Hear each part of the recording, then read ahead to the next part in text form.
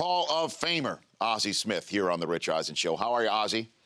Hey, Rich, how you doing, man? I'm doing great. I assume that's the greatest home run you ever hit your career? That one? Yeah, one of the 27 or 28 that I hit, that was probably the most important one.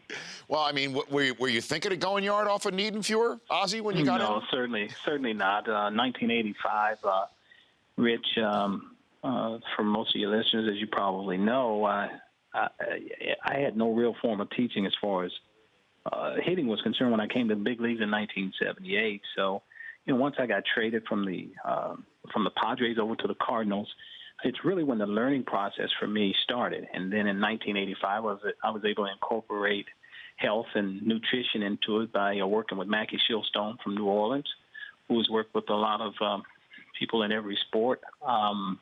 And I had learned how to pull the ball, and he had helped me get a little stronger, not necessarily hit the ball out of the ballpark, but to be able to back the defense up. And certainly for me, that to me was, I think, for the first time, people started looking at me as just differently than a one-dimensional player. Up until that point, I certainly was looked upon as a one-dimensional player, which my goal was always to be as well-rounded as I could be. And then all of that came together for me in 1985. And oddly enough, now that's one of the moments in my career that people remember. Sure, go crazy, folks. And so, who was the most gifted player you ever saw, Ozzie? I had a chance in San Diego to play with Dave Winfield, who was very, very gifted. Then I had a chance to play in high school with Eddie Murray. I played together in high school, and then of course. In Montreal, Andre Dawson was probably as good at all phases of the game as anybody that's ever played it. If you could vote someone into the Hall of Fame right now to join you in Cooperstown who's not in, who would it be? Give me a second to think. You go. A little bit here. I personally, from a shortstop standpoint, I've always felt that David Concepcion probably is deserving as anybody. And I say that, the reason I say that is that, those great Cincinnati teams, you always have to have some stability, especially in the middle of the diamond. And I think Davey presented that for the Cincinnati Reds, but they had so many great players that he happened to be the one that was overlooked when it came to getting voted into the Hall of Fame. I think he was solid on both ends. He certainly gave them the defense and stuff up the middle. Then you had Joe Morgan, you had Pete Rose, you had Tony Perez, you had Johnny Bench. Then there's Sparky Anderson. So of all those people, I think he was as important a part of that organization as anybody. And if I just had to pick one right off the bat and right off the top of my head, he certainly would be one. Hall of Famer Ozzie Smith joining me here on the Rich Eisen Show. So what is the art of playing shortstop? What do you do when you're standing out there, knowing what pitch might be coming from your pitcher, and playing that position, Ozzie? Well, here again, it's all about being able to cover ground. And for me, Rich, it wasn't about having to play in a certain way. It's about being able to read a scouting report, have an idea of what the guy's tendencies are, but then you still got to be able to make up for a ball that may not been hit in the general area, and that has a lot to do with range. And I think range has a lot to do with whether or not a guy is successful or not. Being able to get to balls, and not only get to balls, but completing the play. And I prided myself on being able to complete the play. Because there are a lot of guys that can get to balls, but the completion of the play, and especially in crucial situations, is what determines whether or not a guy wins or loses. So I took a lot of pride in making sure that if my pitcher on any given day wasn't having a great day, then I knew that great defensive play, just like a great offensive play, can change the momentum of a game. And I was one of those players that just prided themselves on being able to change the momentum of the game by making that defensive play. And saving a run, I guess, is just as important as driving one in. Oh, there's no question about that, Ozzie. And then obviously completing the play means you have to stand in there and take the slide. And here we are in 2016. You know I would get to this eventually here. The hard slides into second base have now been legislated out. It is now officially in the rule book. Slides like the one that we saw from Jose Bautista a couple of weeks ago. Slides like the one that Will Clark made on Jose Oquendo back in 1988 that led to a Donnybrook, including the Wizard himself. What do you? Those are some of those moments, you like to try and forget. Or I bring them up. So what do you make of the new rule, Ozzie, in baseball? Let me say this here. Let me say this, Rich. I'm not a proponent of making a whole lot of rule changes. There are rules in place, and the rules are always in place. I just personally believe that the rules just needs to be enforced. That's all. There was no reason to change any rule because a guy's job going down to second base is to disrupt you, and if he's not trying to maim you or hurt you intentionally, then it's part of what we do. And I think part of this started because an infielder put himself in harm's way. That particular play that we're talking about where the kid Tejada got hurt.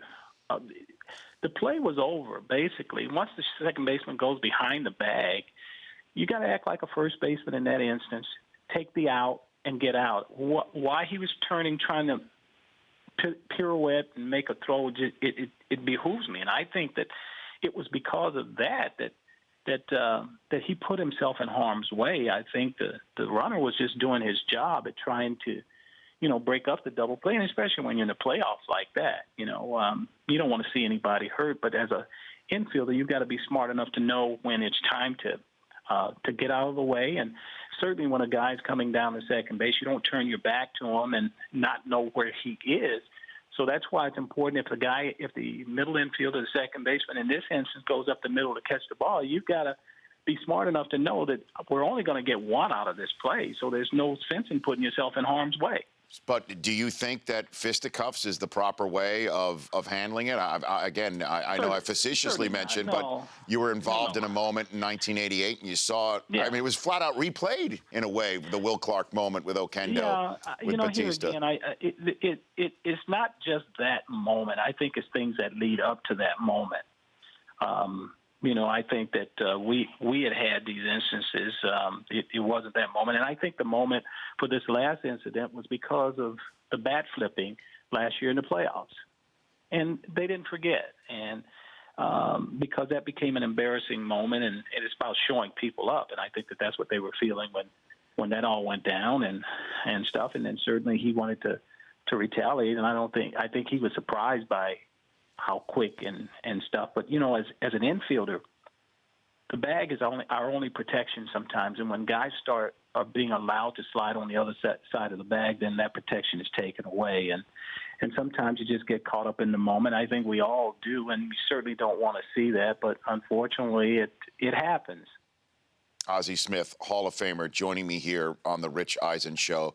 So it just seems, because I had Josh Donaldson, the reigning AL MVP, on the show a couple of days ago, it seems, Ozzie, that there is now in this 21st century, in a new millennium and a new generation of players coming in, that the old school and then the new school is kind of bashing together with the rule changes, where some hard slides are now removed and the unwritten rules of baseball seem to be broken more often than not, and it's colliding right in the middle. Ozzie, I don't know, where do you stand on this subject here? Well, as I mentioned to you, Rich, I'm not a believer in changing rules. These rules have worked for years. I think that the rules that were in place are rules that just need to be enforced. I think that's what was lacking, the enforcement of the rules. If a guy goes out of his way to get a guy and the umpire sees that, then it's a double play. Both runners are out. And I think that that's the way you control it rather than trying to change rules. We're almost trying to keep up with other sports when there are rule changes and stuff. And I think that sometimes it's unnecessary. Okay. And before I let you go, Ozzie, a couple questions for you in regards to your IMAC Regeneration Center. You've started a pain management center. What's this about, Ozzie? Yeah, I've always it's always about trying to keep yourself in the best health you can and quality of life.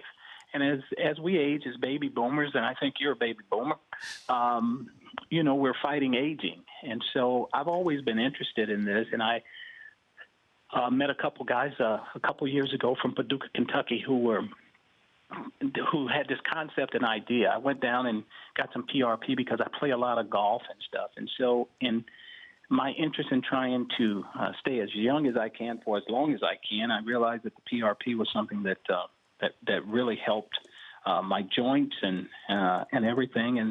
And then these guys have been able to incorporate. It's called integrated medicine and chiropractic. They have a very unique way to do it. We do stem cell.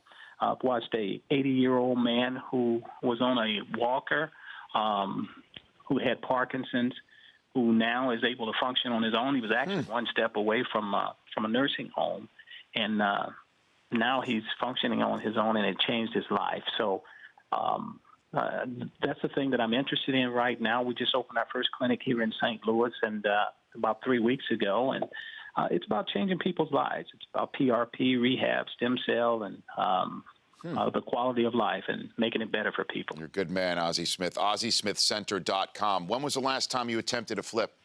When was the last time? 2002, Rich, and it wasn't pretty. So we're coming up on the. We're coming up. I'm trying to get back. Yeah, I'm trying to get back to being able to do that at 61. That's part of the pain management of your own Yes, personal sir. pain management. Yes, so sir. so are we coming up on the 14th anniversary of your last flip?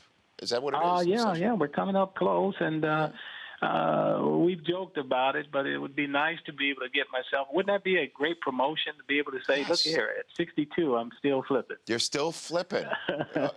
Was it yet? Not bat flipping, though, right? Not that. Okay. No. All right, Ozzie. Thanks for taking the All time. right. I really enjoyed talking to you. It's been a long time, and It's don't too be. long. Let's stay in touch. I'd love it. Thanks, Ozzie. All That's right. Thanks, Rich. Ozzie Smith, Hall of Famer. The Rich Eisen Show, weekdays at noon Eastern on Audience.